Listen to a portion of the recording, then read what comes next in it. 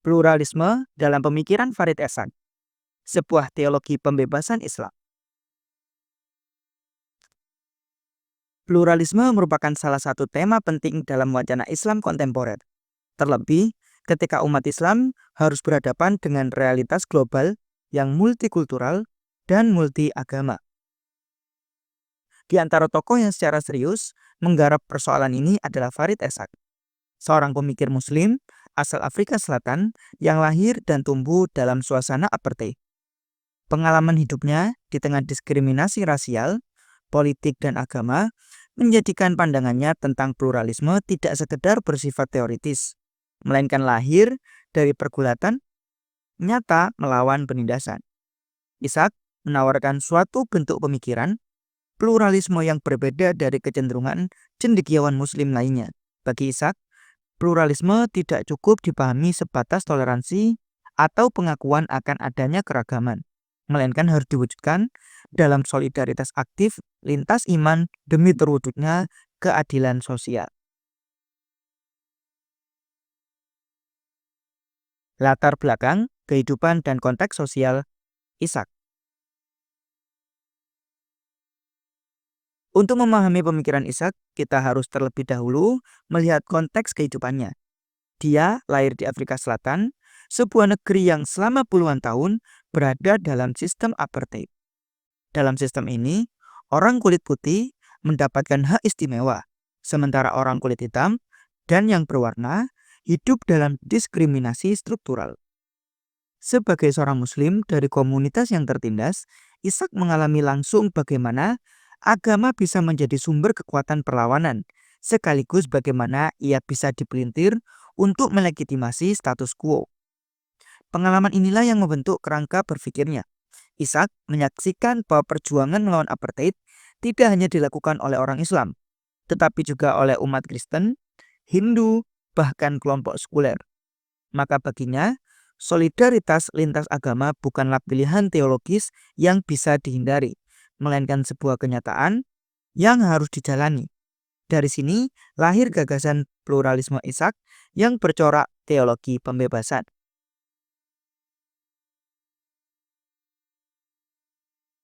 Al-Quran sebagai kitab pembebasan. Ishak menempatkan Al-Quran sebagai sumber utama pemikirannya, tetapi dengan cara baca yang berbeda dari kalangan literal tradisional. Menurutnya, Al-Quran adalah kitab yang berpihak pada mereka yang tertindas. Ia menekankan bahwa wahyu diturunkan bukan dalam ruang yang hampa, melainkan dalam konteks sosial yang syarat dengan penindasan dan perjuangan atas keadilan. Oleh karena itu, membaca Al-Quran secara otentik berarti membaca dengan keberpihakan kepada mereka yang lemah. Ia sering merujuk pada ayat-ayat yang menekankan keadilan sosial. Misalnya, firman Allah dalam Quran Surat An-Nisa ayat 135 yang artinya, wahai orang-orang yang beriman, jadilah kamu penegak keadilan, menjadi saksi karena Allah, biarpun terhadap dirimu sendiri atau ibu bapak dan kaum kerabatmu. Ayat ini menunjukkan menurut Ishak bahwa komitmen keadilan adalah prinsip utama dari keimanan. Keadilan tidak boleh dikompromikan bahkan jika itu merugikan diri sendiri atau kelompok kita. Dari sini Ishak menggambarkan ide bahwa seorang Muslim tidak bisa menutup diri dari kerjasama dengan umat lain dalam menegakkan keadilan. Justru, iman yang sejati menuntut solidaritas aktif demi penegakan keadilan dan pembebasan. Selain itu, Ishak juga menafsirkan surat Al-Hujurat ayat 13 yang artinya, wahai manusia, sesungguhnya kami menciptakan kamu dari seorang laki-laki dan seorang perempuan. Dan kami jadikan kamu berbangsa-bangsa dan bersuku-suku supaya kamu saling mengenal. Ayat ini bagi Ishak bukan sekedar pernyataan bahwa manusia berbeda-beda, melainkan mandat untuk membangun relasi lintas identitas yang saling memperkaya. Perbedaan adalah kehendak Tuhan, dan dari perbedaan itu lahir kewajiban etis untuk menjalin solidaritas. Pluralisme sebagai solidaritas, bukan relativisme. Salah satu kekhasan pemikiran Ishak adalah penolakannya terhadap dua ekstrim, yakni eksklusivisme teologis yang menutup pintu kerjasama dan relativisme yang menyamakan semua agama secara mutlak. Menurutnya, pluralisme tidak berarti menganggap semua agama sama. Islam tetap memiliki klaim kebenaran yang khas, tetapi klaim itu tidak boleh menjadi penghalang untuk membangun solidaritas dengan pemeluk agama lain. Pluralisme bagi Ishak adalah komitmen etis, sebuah pilihan untuk berdiri bersama orang lain dalam memperjuangkan nilai-nilai kemanusiaan, meskipun mereka berbeda keyakinan. Solidaritas yang membedakan pluralisme sejati dari sekedar toleransi pasif. Toleransi hanya berhenti pada membiarkan perbedaan, sementara pluralisme menuntut keterlibatan aktif. Disinilah Ishak berbeda dengan banyak ulama tradisional. Umumnya, ulama hanya mengajarkan tasamuh atau toleransi, yakni membiarkan pemeluk agama lain menjalankan keyakinannya. Namun Ishak menekankan lebih jauh, seorang muslim sejati justru harus terlibat dalam perjuangan bersama. Sebab iman diukur bukan hanya dari ritual, melainkan dari kepedulian terhadap mereka yang miskin, mereka yang tertindas, dan mereka yang termarginalkan. Dialog antar agama, dari wacana menuju aksi.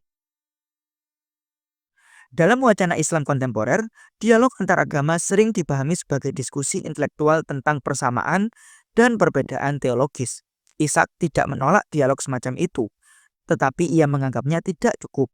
Bagi Ishak, dialog sejati adalah dialog dalam aksi.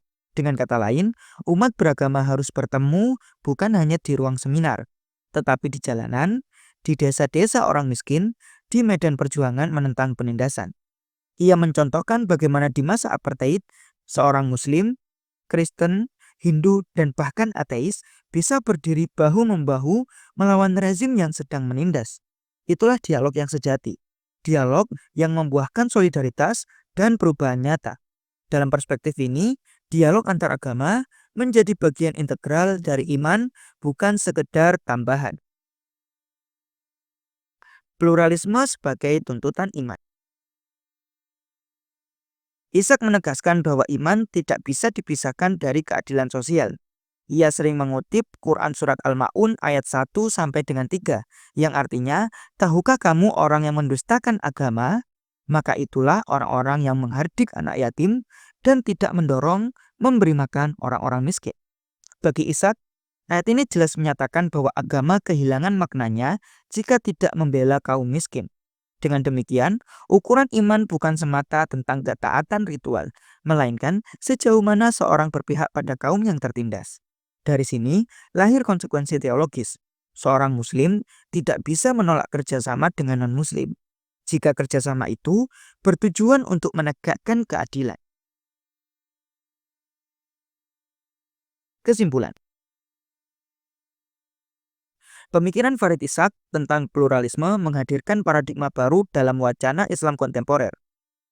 Ia memaknai pluralisme bukan sekedar toleransi pasif atau relativisme agama, melainkan solidaritas aktif lintas iman untuk menegakkan keadilan. Pemikirannya lahir dari pengalaman konkret menghadapi apartheid, sehingga ia mampu memadukan teks Al-Quran dengan realitas perjuangan sosial. Berbeda dengan ulama tradisional yang berhenti pada konsep toleransi atau cendekiawan modernis yang menekankan inklusivitas teologis, Ishak menekankan pluralisme praksis. Iman sejati diwujudkan dalam aksi nyata membela kaum tertindas. Dengan cara ini, pluralisme bagi Ishak bukanlah ancaman bagi iman, tetapi justru ekspresi terdalam dari iman itu sendiri. Melalui gagasan ini, Ishak menunjukkan bahwa Islam bisa menjadi sumber daya moral yang kuat dalam memperjuangkan keadilan dan kemanusiaan universal. Pandangannya layak terus untuk dikaji, terutama di era ketika umat beragama kembali diuji oleh konflik, intoleransi, dan diskriminasi. Pluralisme yang ditawarkannya menjadi jalan untuk mengembalikan agama kepada misinya yang sejati, yakni membebaskan manusia dan menegakkan keadilan.